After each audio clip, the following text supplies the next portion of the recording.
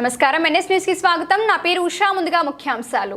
NOC ఇచ్చేందుకు లంచం తీసుకుంటుండగా నీటిపారుదల శాఖ డిప్యూటీ ఎగ్జిక్యూటివ్ ఇంజనీర్ను ఏసీబీ అధికారులు శుక్రవారం రెడ్ హ్యాండెడ్గా పట్టుకున్నారు.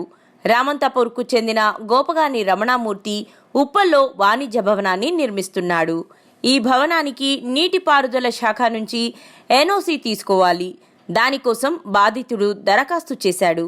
ఎన్ఓసి కోసం నీటిపారుదల శాఖ నార్త్ ట్యాంక్స్ డివిజన్ ఎగ్జిక్యూటివ్ ఇంజనీర్గా పనిచేస్తున్న యాత పవన్ కుమార్ను సంప్రదించాడు.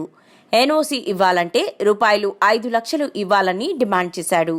దీంతో బాధితుడు ఏసీబీ అధికారులకు సమాచారం ఇచ్చాడు.